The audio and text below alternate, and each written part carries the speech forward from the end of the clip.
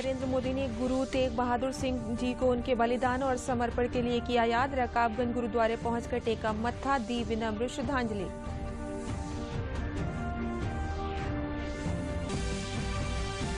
मुख्यमंत्री योगी आदित्यनाथ ने अयोध्या में किसान सम्मेलन और प्रदर्शनी का किया उद्घाटन। कहा, विकास अवरुद्ध करने वाले फैला रहे हैं कृषि कानूनों पर भ्रम।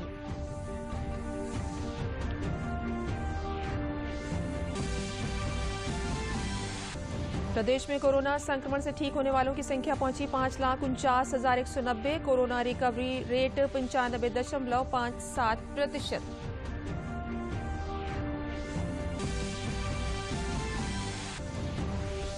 और गोरखपुर में मुख्यमंत्री योगी आदित्यनाथ ने किया रैन बसेरों का निरीक्षण, लिया सुविधाओं का जायजा। अधिकारियों को आवश्यक व्यवस्था उपलब्ध कराने के दिए निर्देश।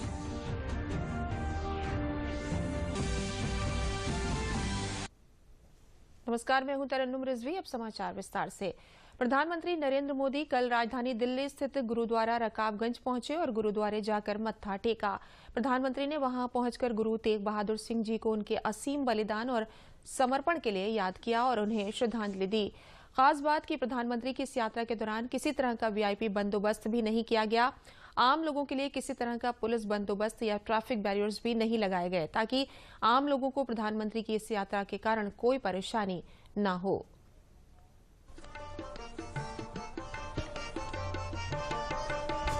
रविवार सुबह की ये तस्वीरें दिल्ली के गुरुद्वारा रकाबगंज साहिब की हैं, जहां प्रधानमंत्री नरेंद्र मोदी अचानक से पहुंचे थे। ना कोई बैरिकेडिंग, ना सुरक्षा का कोई तामझाम और ना ही गुरुद्वारा प्रबंधन समिति के लोगों को कोई खबर। एक आम श्रद्धालु की तरह पीएम मोदी गुरुद्वारा पहुंचे और मत्था टेककर आशीर्वाद लिया।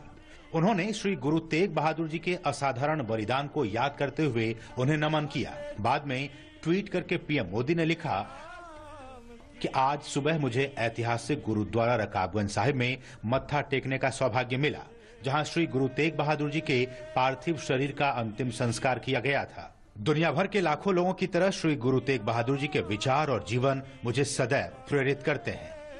पीएम मोदी को अचानक से पहुंचा देख गुरुद्वारा प्रबंधन समिति के सदस्य भी चौंक गए। सबसे सुखद अनुभव तो सवेरे रकाबगंज साहिब पहुंचे आम श्रद्धालुओं को हुआ, जिनको पीएम से मिलने और उनसे संवाद करने का मौका मिला, और वो भी बेरोक टोक।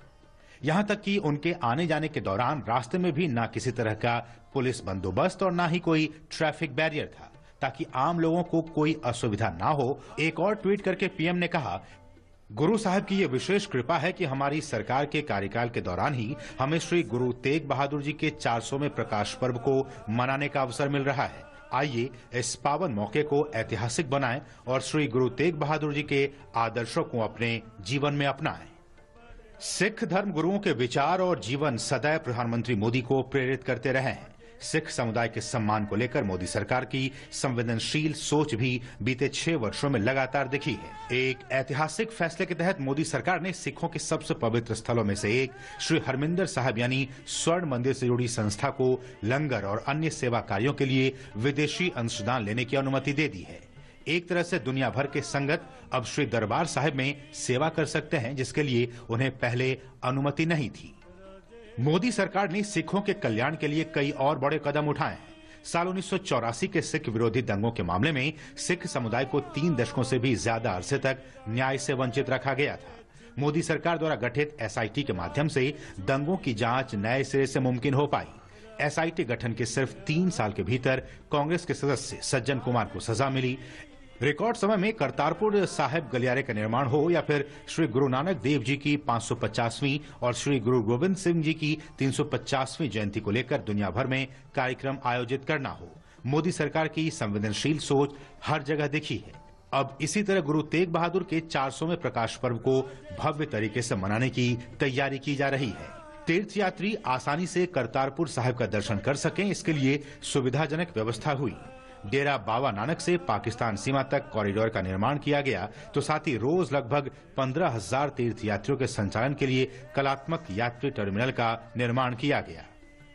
श्री गुरु गोविंद सिंह जी की 350वीं जयंती पर भव्य प्रकाश पर्व आयोजित हुआ। मोदी सरकार ने उत्सव के लिए 100 करोड़ रुपए आवंटित किए। सिख धर्म से जुड़े स्थानों के बीच कनेक्टिविटी में सुधार के लिए भी कई कदम उठाए गए। मोदी सरकार ने सेवा भोज योजना के तहत वित्तीय सहायता प्रदान करते हुए लंगर की वस्तुओं पर जीएसटी माफ कर दिया। इससे प्रतिदिन लगभग 1 करोड़ लोगों को निःशुल्क भोजन परोसने वाले गुरुद्वारों को सहायता मिलती है। जलियांवाला बाग में बलिदान की स्मृतियों के सम्मान के लिए भी कदम उठाए गए। मोदी सरकार जलियांवाला बाग नेशनल मेमोरियल संशोधन विधेयक 2019 लेकर आई। इस घटना के 100 साल पूरे होने पर जलियांवाला बाग के शहीदों को श्रद्धांजलि के रूप में लोकसभा में विधेयक पारित किया गया। इसके जरिए स्मारक से जुड़े ट्रस्ट में सुधार कर इसे राजनीति से मुक्त बनाया गया। विभिन्न उपायों के माध्यम से सिखों के अधिकार भी बहाल किए गए हैं। जम्मू कश्मीर में सिख अल्पसंख्यकों को समान अधिकार देने के लिए अनुच्छेद 370 को निष्प्रभावी किया गया। नागरिकता संशोधन विधेयक अफगानिस्तान और पाकिस्तान से आए सिख शरणार्थियों को भी नागरिकता प्रदान करेगा, जो धर्म परिवर्तन और आतंकवाद से वहां बुरी तरह पीड़ित रहे हैं और जिन्होंने भारत में शरण ली है। सिख समुदाय और उनके पवित्र गुरुओं के प्रति सम्मान न सिर्फ प्रधानमंत्री नरेंद्र मोदी के व्यक्तिगत व्यवहार में दिखता है, बल्कि उनकी सरकार के फैसलों के रूप में भी वो सबके सामने है।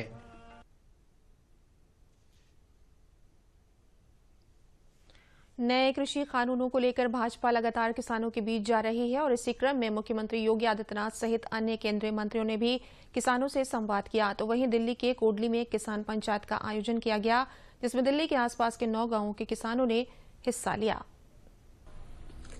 केंद्रीय कृषि एवं किसान कल्याण मंत्री नरेंद्र सिंह तोमर से पश्चिमी उत्तर प्रदेश के कुछ किसान संगठन के नेता मिलने पहुंचे। किसानों ने कहा कि पहले नए कानूनों को लेकर वो भी भ्रम में थे, लेकिन प्रधानमंत्री नरेंद्र मोदी जब से किसानों को समझा रहे हैं, उसके बाद हमने इन कानूनों को समझा है और अब हम इस कानून को लेकर सरकार का समर्थन कर रहे हैं। हमारे अंदर भी इस बिल के प्रति भ्रम था, संदेह था, भ्रम नहीं संदेह था। लेकिन जब हमने परसों माननीय प्रधानमंत्री जी का भाषण सुना, जब उन्होंने 130 करोड़ की भारत की जनता को संबोधित किया और गारंटी दी, संबोधित ही नहीं, उन्होंने गारंटी दी कि जो भ्रम फैल रहा है उसकी मैं गारंटी लेता हूं, ये भ्रम है, भय है। उस दिन से फिर हमारा विचार बदला, फिर हमने कहा इस बिल का हम समर्थन करते हैं। एक बार हमारे यहाँ उत्तर प्रदेश में जब शुरू में शुगर मिल से अकाउंट में शुरू हुआ था पेमेंट आना, उससे पहले कैश में मिलता था, किसान आंदोलन हुआ था बहुत बड़ा। लेकिन बाद में किसान को पता लगा कितनी अच्छी चीज है, कितनी सुविधा है कि मेरे अकाउंट में सीधा पैसा आ गया। तो कुछ कानून को कई बार पहुंचने में समय लगता है और ये कानून भी उनमें से एक है कि जब ये समय लगेगा और जमीन पे पहुंचेगा तो किसान इस कानून की अच्छाई का किसानों को जब पता लगेगा। कृषि कानून के विरोध के बीच उत्तर प्रदेश के मुख्यमंत्री योगी आदित्यनाथ ने अयोध्या कुमारगंज स्थित आचार्य नरेंद्र देव कृषि एवं प्रौद्योगिकी विश्वविद्यालय में आयोजित कृषक भाइयों से संवाद कार्यक्रम में शिरकत की। उन्होंने कहा, कॉन्ट्रैक्ट खेती को लेकर विपक्ष किसानों को गुमराह करने का काम कर रहा है, जबकि केंद्र सरकार किसानों की आमदनी दोगुना करने और खेती में खुशहाली लाने का काम कर रही है। भारत की जनता प्रबुद्ध है, जागरूक है। भारत की जनता किसी भी प्रकार के गुमराह में नहीं आई कि उसकी अटूट निष्ठा और उसका अटूट जो विश्वास है वह प्रधानमंत्री मोदी जी पर है। वहीं राजधानी दिल्ली में भी किसान पंचायत के जरिए किसान कानून के पक्ष में भारतीय जनता पार्टी किसानों के बीच जा रही है। इस सिलसिले में कोल्डली में आयोजित एक किसान पंचायत में प्रदेश अध्यक्ष आदेश गुप्ता ने कहा कि नए कानून से एमएसपी खत्म नहीं होगी, बल्कि खुले बाजार में अपना उत्पाद बेचने से किसान को लाभ मिलेगा, क्योंकि खुले बाजार से प्रतिस्पर्धा का लाभ उपभोक्ता को ही मिलता है। जो कानून का विरोध कर रहे हैं वो बिचौलिए हैं, किसान नहीं। जो छोटे किसान हैं, जो बाजार में जिनका शोषण होता था, मंडियों में जिनका शोषण होता था और बिचौलिए उसका फायदा उठाते थे, आज वही बिचौलिए किसानों के कंधे पर बंदूक रखकर ये आंदोलन में शामिल हो रहे हैं। इस पंचायत को संबोधित करते हुए भाजपा के राष्ट्रीय महामंत्री अरुण सिंह ने कहा कि मोदी सरकार पर सभी का भरोसा है। दिल्ली के मुख्यमंत्री की आलोचना करते हुए उन्होंने कहा कि विधानसभा के भीतर बिल की कॉपी फाड़ना बहुत ही दुर्भाग्यपूर्ण है। संसद द्वारा पारित किया हुआ तीनों जो अधिनियम है, कृषि संशोधन अधिनियम, विधान परिषद में उसको बार बार से फाड़ना और फाड़ करके दिखाना, इतनी ओछी हरकत, शर्मसार करने वाली हरकत। दिल्ली में कुल 365 गांव हैं। भाजपा ने हर जगह जाकर किसान कानून को लेकर फैलाए जा रहे भ्रम को दूर करने का बीड़ा उठाया है। वहीं दिल्ली से अन्य राज्यों के साथ लगने वाली सीमाओं पर किसानों का विरोध प्रदर्शन जारी है, जिसकी वजह से यातायात का मार्ग परिवर्तित किया गया है और यात्रियों को असुविधा का सामना करना पड़ रहा है। मुख्यमंत्री योगी आदित्यनाथ ने कल अयोध्या के नरेंद्र देव कृषि एवं प्रौद्योगिकी विश्वविद्यालय कुमारगंज में किसान सम्मेलन और कृषि प्रदर्शनी का उद्घाटन किया। मुख्यमंत्री ने किसान सम्मेलन और कृषि प्रदर्शनी के माध्यम से किसानों से संवाद भी स्थापित किया। मुख्यमंत्री ने किसानों की भ्रांतियों को दूर किया। उन्होंने कहा कि देश का विकास न चाहने वाले कृषि कानून के विरोध में भ्रामक प्रचार कर रहे हैं। विपक्ष प्रचार कर रहा है कि एमएसपी समाप्त हो जाएगी और किसानों के खेतों पर कब्जा हो जाएगा, किंतु ऐसा कभी नहीं होगा। 2017 के पहले खरीद केंद्र नहीं होते थे, सब कुछ बिचौलियों के हाथ में था। हमारी सरकार ने अनाजों की खरीदारी शुरू की और कोरोना काल में भी चीनी मिलें बंद नहीं होने दी।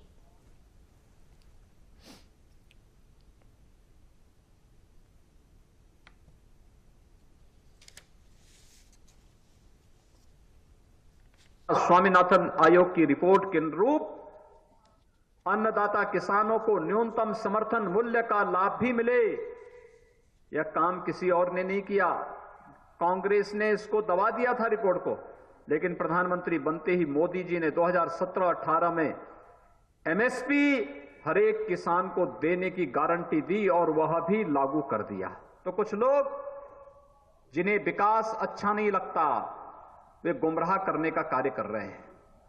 उन्होंने किसान भाइयों को गुमराह करना प्रारंभ कर दिया है और गुमराह करने के लिए तमाम प्रकार का भ्रम पैदा करना, एक झूठ को बार बार बोलना। जिनको जनता नकार चुकी है, वे लोग आज गुमराह करके देश के अंदर माहौल खराब करने का प्रयास करना चाहते हैं। लेकिन भारत की जनता प्रबुद्ध है, जागरूक है। कन्नौज के सौरिक में नवनिर्वाचित राज्यसभा सांसद गीता शाक्य ने किसान बिल पर चल रहे आंदोलन को लेकर कहा कि विपक्ष अपनी राजनीति एजेंडे को मजबूत करने के लिए किसानों को गुमराह कर रहा है। किसान आंदोलन में नहीं बल्कि खेतों में बुआई कर रहा है। उन्होंने कहा कि किसान बिल से किसानों का हित मजबूत होगा, किसान और व्यापारी के बीच सीधे संपर्क होगा, जिससे किसानों को उनकी फसल के अच्छे दाम मिलेंगे। एमएसपी और मंडी कभी बंद नहीं होगी। इसके लिए देश के प्रधानमंत्री बार बार देश के किसानों को आश्वस्त करा चुके हैं और आश्वस्त कर रहे हैं। उन्होंने कहा विपक्ष के पास कोई मुद्दा नहीं बचा तो वो किसानों को भड़का रहा है। वहीं कन्नौज के किसानों ने बताया कि किसान बिल किसानों के लिए बहुत अच्छा है, वो अब कहीं बाध्य नहीं रहेगा, अच्छे दाम जहां मिलेंगे वहां अपनी फसल बेच सकेगा। आंदोलन में किसान नहीं बिचौलिया बैठे हैं, किसान खेतों में है। पूरी तरीके से देश में रहने वाले किसानों के हित में रखते हुए ये किसान बिल आया है। आपने देखा कि किसानों पर चर्चा करने के लिए मेरी सरकार पूरी तरीके से तत्पर और लगातार प्रयास भी कर रही, चर्चा भी कर रही। अगर जो किसान बिल में कहीं किसान विरोधी कहीं कुछ होता है तो उसके लिए सरकार संशोधन करने के लिए पूरी तरीके से तैयार है। लेकिन मुझे नहीं लगता है कि किसान इस बिल से नाराज है। जो ये किसान बिल लेकर आए हैं, ये किसानों के लिए बहुत ही फायदेमंद है। इस बिल का जो विरोध कर रहे हैं वो किसान नहीं, वो बीच के बिचौलिए हैं और इस बिल से उन बिचौलियों को बहुत ज़्यादा नुकसान है। पर इस बिल से किसानों को बहुत ज़्यादा फायदा होगा। इस बिल के लिए हम माननीय श्री मोदी जी को तहे दिल से धन्यवाद देना चाहते हैं। रामपुर कृषक एफपीओ अपने 2000 किसान सदस्यों के साथ लेमन ग्रास उगाकर और किसानों से लेमन ग्रास खरीदकर विभिन्न लेमन ग्रास आधारित प्रोडक्ट बना रहा है, जिनकी आकर्षक स्टॉल हुनर हाट में लगाई गई है। एफपीओ के प्रेसिडेंट अमित वर्मा ने कोसी ग्रीन टी नाम से तैयार की गई लेमन ग्रास टी को तैयार करने के बारे में बताया। उन्होंने कहा कि अपने अनोखे स्वाद के लिए मार्केट में जानी जा रही है। इसके अलावा पूर्व में अमीरात एयरलाइंस के शेफ रहे आफ्ताल आलम द्वारा एफपीओ से जुड़कर तैयार की जा रही स्वीट डिश भी हुनर हाट में काफी सराही जा रही है। कृषक एफपीओ के स्टॉल नंबर 207 पर एफपीओ के प्रेसिडेंट अमित वर्मा से lemon grass saffron olive tea, lemon grass ginger tulsi, lemon grass ginger honey के साथ साथ काले गेहूं और काले चावल आदि उत्पादों के बारे में जानकारी ली।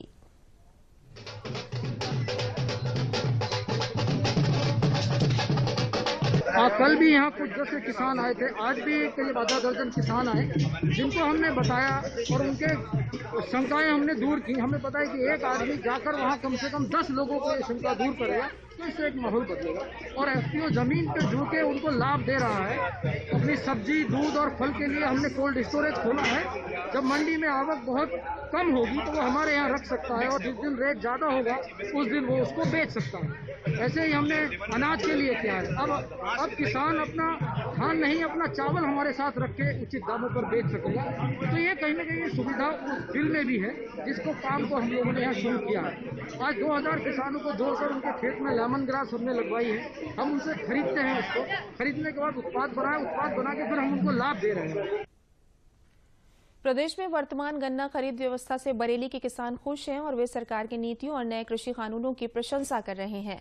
गन्ना खरीद केंद्र पर अपने गन्ने की तौल करवाने आए गन्ना उत्पादक किसान सूरजपाल सिंह, उमेश बाबू शर्मा, सुधीर कुमार सिंह और संजीव सिंह ने बताया कि सरकार की नई गन्ना खरीद व्यवस्था में हमें मोबाइल पर 2 दिन पहले मैसेज आ जाता है। हम अपने गन्ने की छिलाई वगैरह का काम आराम से निपटा लेते हैं। उन्होंने कहा कि देश की मोदी सरकार ने गन्ने के बकाया भुगतान के लिए 3,500 करोड़ रुपए का पैकेज दिया है, उससे हम किसानों के बकाया का भुगतान हो रहा है। नए कृषि कानूनों की सराहना करते हुए गन्ना उत्पादक किसानों ने कहा कि अब हम अपने कृषि उत्पाद देश में कहीं भी बेचने के लिए स्वतंत्र हैं। हमें मंडी शुल्क से मुक्ति मिल गई है। उन्होंने कहा कि हम कृषि कानूनों के लिए सरकार को धन्यवाद देते हैं और मोदी सरकार के कृषि बिल का समर्थन करते हैं। जिला गन्ना अधिकारी पीएन सिंह ने बताया कि 210 गन्ना क्रय केंद्रों पर गन्ने की तौल हो रही है। अब तक 95 लाख कुंतल गन्ने की खरीद हो चुकी है और पिछले सत्र के बकाये का लगभग 95% का भुगतान किया जा चुका है। सिलाई का कार्य जो शुरू कर देते हैं और ये बिल जो बनाए हैं ये किसान के हित के ही हैं। योगी सरकार और मोदी सरकार किसान के हित में ही कार्य कर रही है। मैं यहाँ गन्ना तुलवाने आया हूँ और जो कृषि बिल जो सरकार लाई है, ठेके पे खेती जो बात है, वो बिल पहले था कि हम ठेके में देते थे तो वो हमारा पूरा खेती ठेके में लेता था, लेकिन अब ये व्यवस्था बदल दी है मोदी जी ने। बहुत ही अच्छा काम किया है। वो ठेके पे केवल हमारी फसल का ठेका होगा और वो हमारा खेत का ठेका नहीं करेगा, जो कि वो हमारे खेत की संरचना बदल देता था, मिट्टी उठवा देता था। अब ऐसा इस बिल में नहीं होगा। इस पर रोक लगाई है मोदी जी ने। ये बहुत ही अच्छा उनका सराहनीय कदम है। मैं बहुत सालों से गन्ना करता हूँ और अपनी मिल के लिए सप्लाई करता हूँ, और जो मोदी सरकार ने ये 3,500 करोड़ का पैकेज दिया है किसानों के लिए, ये बहुत सराहनीय काम किया है। मैं धन्यवाद करता हूँ सरकार को। बरेली जिले में कुल 5 चीनी मिले हैं। यहाँ पर 210 क्रय केंद्र स्थापित किए गए हैं गन्ना खरीद के लिए, जिसपे माध्यम से किसानों का गन्ना खरीदा जा रहा है। इस बार एक नई व्यवस्था बनाई गई खरीद के लिए, जिससे किसानों को कोई दिक्कत ना हो। उनको पहले पर्चियाँ दी जाती थी, घर घर भेजा जाता था, उसको बदल के उनको SMS के माध्यम से गन्ना खरीद किया जा रहा है। हर किसान का मोबाइल नंबर फीड किया गया और उस पर SMS भेजा जा रहा है। साथ ही साथ हर क्रय केंद्र पे जो पर्चियों का डिटेल है, एक्नॉलेजमेंट, हर क्रय केंद्र पे उसको दिया गया है। अगर किसी की कोई SMS नहीं मिला, कोई दिक्कत हुई, तो इस एक्नॉलेजमेंट से देख के अपना गन्ना बेच सकता है। या फिर ई गन्ना ऐप है, ऐप पे वो अपना सप्लाई टिकट नंबर देख के उससे वो गन्ना बेच सकता है या वेबसाइट से देख सकता है। प्रदेश के कैबिनेट गन्ना मंत्री सुरेश राणा ने जनपद शामली के गांव मारूखेड़ी में जिला शिक्षण एवं प्रशिक्षण संस्थान का शिलान्यास किया। जिला एवं प्रशिक्षण संस्थान लगभग 7.5 करोड़ रुपए की लागत से बनकर तैयार होगा। जिला प्रशिक्षण संस्थान न होने से प्रशिक्षण के लिए मुजफ्फरनगर जाना होता था, लेकिन शामली में ये तैयार होने के बाद जिले के शिक्षकों को अब प्रशिक्षण के लिए मुजफ्फरनगर नहीं जाना पड़ेगा। शिलान्यास कार्यक्रम में गन्ना मंत्री ने क्षेत्र के लोगों को शिक्षा व रोजगार के अवसर उपलब्ध कराने की बात कही। उन्होंने विपक्ष पर जमकर निशाना साधा। उन्होंने कहा कि योगी सरकार ने विकास कार्यों की बदौलत देश में अलग पहचान कायम की है, गुंडागर्दी का खात्मा किया है और हर वर्ग का उत्थान और आगे बढ़ाने का काम कर रही है।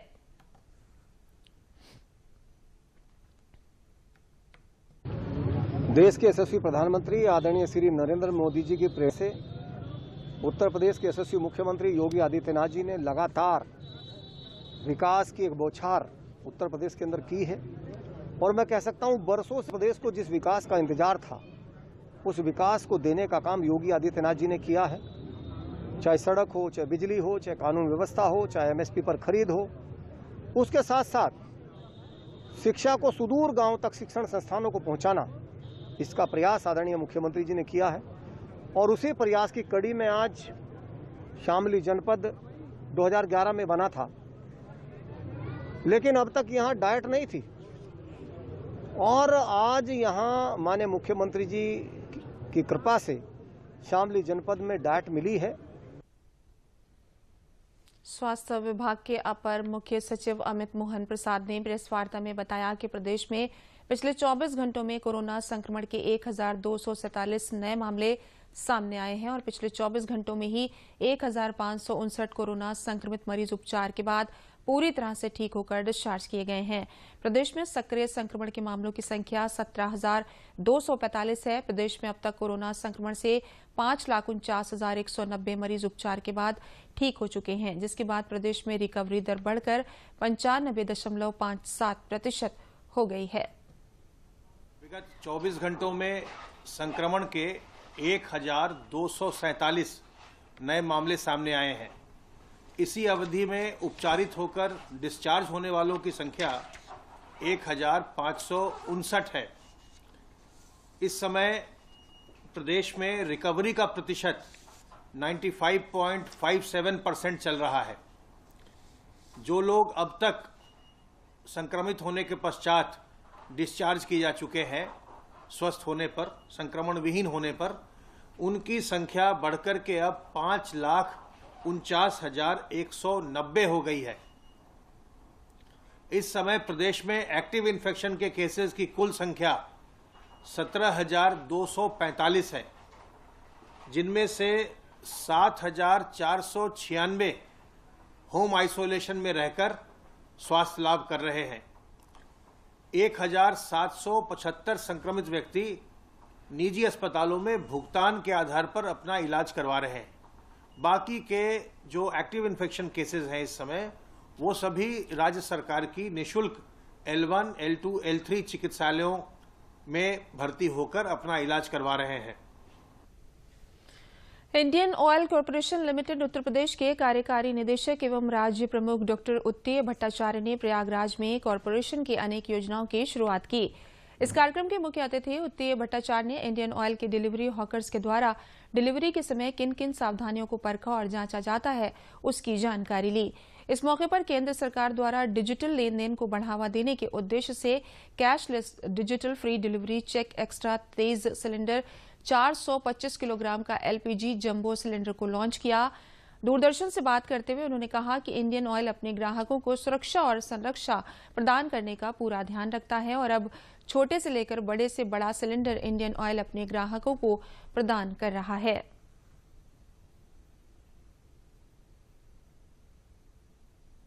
गैस लॉन्च होने वाला है, तो आपको क्या लग रहा है कि वो उम्मीदों से कैसे खराब रहेगा? हम ना केवल एक नया प्रोडक्ट लेके आपके सामने आए हैं, मगर एक ये संदेश लेके आए हैं कि आपके लिए छोटू है। छोटू क्या है? हमारे 5 kg के जो सिलेंडर फ्री ट्रेड LPG जो अभी कोई भी लेके जा सकते हैं हमारे रिटेल आउटलेट, किराना शॉप, डिस्ट्रीब्यूटर के पास से अपना ID दिखा के, कोई भी ID दिखा के। तो ये छोटू इतनी कामदायक है कि मानो कि कोई यहाँ पे अभी माघ मेला होगा, वहां पे खाना पकाने के लिए आपको कोई टीम आया हुआ है, बस भर के आए, जो भी आएंगे, ये छोटू हमारे वहां पे स्टॉल लगे हुए होंगे, वहां से लेके अपना खाना पकाए, फिर जाने का टाइम में सिलेंडर वापस करके अपना पैसा लेके चले जाए। जो स्टूडेंट पढ़ने आते हैं बड़े बड़े कॉलेज में, यहाँ पे हॉस्पिटलों में ट्रीटमेंट कराने के लिए 7-15 दिन के लिए आते हैं, या जो छोटे स्टॉल में कोई देखिए कचौड़ी बना रहे, जलेबी बना रहे, हलवाई छोटे छोटे जो काम कर रहे हैं, सब छोटू लेके काम करेंगे और उनको बचत भी होगा और उसमें ज्यादा खर्चा भी नहीं होगा। सो ये छोटू को पहले आपके सामने पेश करना, ग्राहक के सामने पेश करना आज का सबसे बड़ा उद्देश्य। सरकार द्वारा संचालित प्रधानमंत्री आवास योजना सर्दी के मौसम में गरीब असहाय लोगों के लिए वरदान साबित हो रही है। एटा जिले के गरीब तबके के लोग भी इस योजना से अछूते नहीं हैं। जिले के छोटे से कस्बे में राजा करामपुर में PM आवास योजना के तहत लगभग 300 गरीब उन लोगों को आवास मिले हैं जिनके पास जमीन तो थी, लेकिन उस जमीन पर मकान बनाने के लिए रुपए नहीं थे। इस योजना के तहत गरीबों को कड़ाके की सर्दी में रहने के लिए आवास मिलने से लाभार्थी सरकार को धन्यवाद देते दिखे। राजा का रामपुर कस्बे के आवास पाने वाले दिव्यांग सुरेश चंद्र ने बताया कि हमारे पास प्लॉट तो था जिसमें फूस का छप्पर पड़ा था, जिससे सर्दी के मौसम में बहुत परेशानी होती थी। अब मुझे पीएम आवास योजना के तहत आवास मिला है, जिससे अब हम सर्दी के मौसम में आराम से रहते हैं। वहीं कस्बे के रामेश्वर सिंह ने बताया कि हम इससे पहले जंगल में रहकर गुजर बसर कर रहे थे। हमारा प्लॉट कस्बे में था तो हमें पीएम आवास मिला और अब सुकून से रह रहे हैं। आवास हमारी योजना प्रधानमंत्री आवास योजना के अंतर्गत जो है हमने फॉर्म अप्लाई किया, उसमें हम जो है पात्र पाए गए तो उन्होंने जो हमें आवास दिया। बना था टूटा फूटा ऐसे ही बना था भैया। अब आप लोगों के प्रधानमंत्री ने मोदी भैया ने बना दिया, हमको आराम कर दिया भैया, परेशानी से दूर कर दिया हमको। जो बेहद ही गरीब किस्म के व्यक्ति थे उन लोगों को हमारी तरफ से आवास दिए गए। माननीय मोदी जी की सबका साथ सबका विकास की योजना के अंतर्गत हम लोग कार्य कर रहे हैं और लगभग 350 आवास दिए गए हैं और 300 आवास पे अभी कार्य चालू है। 50 पर अभी कार्य बाकी रह गया है तो वो सुचारू रूप से चल रहा है। प्रधानमंत्री की महत्वाकांक्षी आवास योजना से बन रहे पक्के आवासों से बुंदेलखंड के गरीबों को भी सर्दी के सीजन में बड़ी सहूलियत मिली है। जनपद ललितपुर के पारोन गांव में 100 से अधिक आवासहीन गरीबों के पक्के आवास बन जाने से लोगों को जहां पुरानी खपरेल से छुटकारा मिला है, वहीं पक्की छत होने से सर्दी की दिक्कतें भी कम हो गई हैं। लोग अब अपने नए आवासों में ही लकड़ी के उपकरण बनाने के साथ साथ सिलाई एवं पशुपालन का काम करके रोजगार का साधन भी जुटा पा रहे हैं। ग्रामीण प्रधानमंत्री को आवास योजना चलाने के लिए बार बार धन्यवाद ज्ञापित कर रहे हैं। वहीं ग्राम प्रधान ने केंद्र एवं प्रदेश सरकार द्वारा ग्राम पंचायतों और गरीब तबके के जीवन स्तर में सुधार के लिए किए गए प्रयासों के लिए बड़ा सराहनीय पहल बता रहे हैं। छत गांव में रहते थे हम परिवारी और काकोदी उनने छत दे दी, सुविधा कर दी बच्चों के लिए, हम बहुत खुश हैं। पहला तो दिक्कत थी कि अब कच्चे मकान था वो में रहते थे, अब पक्का मकान बन गया और प्रधानमंत्री ने अच्छा सुविधा कर दी, अब कोई तकलीफ नहीं है, भी अच्छा कर रहा है सब में। प्रधानमंत्री जी ने मुझे आवास दिया है, इससे हम बहुत खुश हैं। पहले हमारे बच्चे सर्दी में बहुत ज़्यादा परेशान होते थे और जानवरों को भी दिक्कत होती थी, कहाँ बांधें कहाँ बच्चे रखें, इसलिए हमें बहुत ज़्यादा दिक्कत होती थी। सर्दी से अधिकतर परेशान रहते थे हम लोग। प्रधानमंत्री जी ने हमारे लिए आवास दिया है, उससे हम बहुत खुश हैं। हमारे बच्चे यहाँ सिलाई मशीन का काम भी करते हैं, काम भी मिलता है उन लोगों को। प्रधानमंत्री जी ने हमारे साथ बहुत अच्छा किया है। प्रधानमंत्री बढ़ती ठंड को देखते हुए मुख्यमंत्री योगी आदित्यनाथ ने गोरखपुर में रेलवे स्टेशन सहित कई रैन बसेरों का औचक निरीक्षण कर लोगों से हालचाल जाना। उन्होंने लोगों से रैन बसेरे में दी जा रही सुविधाओं के बारे में जानकारी ली और महिलाओं के रहने की भी व्यवस्था के बारे में जाना। मुख्यमंत्री ने बढ़ती ठंड को देखते हुए अधिकारियों को दिशा निर्देश दिए और कहा कि कोई भी सड़कों पर न सोए। ठंड के मद्देनजर जगह जगह अलाव की व्यवस्था भी सुनिश्चित की जाए। उसके बाद मुख्यमंत्री योगी आदित्यनाथ ने गरीब मजदूरों को कंबल वितरित किए। देश में पहाड़ी राज्यों से लेकर मैदानी इलाकों तक ठंड की चपेट में है। भारत के अधिकतर हिस्सों में शीतलहर के चलते ठंड का प्रकोप बरकरार है। हिमाचल प्रदेश के ऊना में कड़ाके की ठंड पड़ रही है और न्यूनतम तापमान गिरकर 0.2 डिग्री सेल्सियस पर पहुंच गया, जबकि पंजाब के अमृतसर में तापमान 1 डिग्री सेल्सियस रिकॉर्ड किया गया। हालांकि मौसम विभाग का कहना है कि अगले कुछ दिनों में ठंड से राहत मिल सकती है।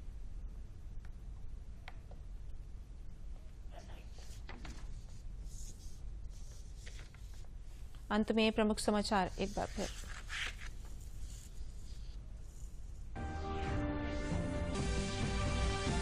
प्रधानमंत्री नरेंद्र मोदी ने गुरु तेग बहादुर सिंह जी को उनके बलिदान और समर्पण के लिए किया याद। रकाबगंज गुरुद्वारे पहुंचकर टेका मत्था, दी विनम्र श्रद्धांजलि।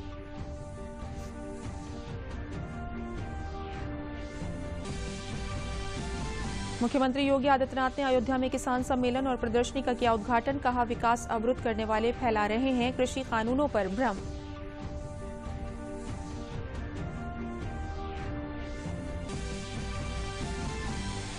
प्रदेश में कोरोना संक्रमण से ठीक होने वालों की संख्या पहुंची 5,49,190। Corona recovery rate 95.57%।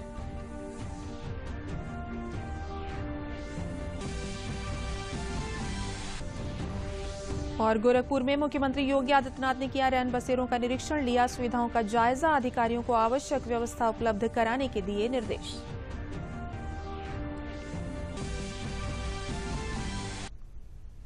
इसी के साथ समाचार समाप्त हुए। नमस्कार।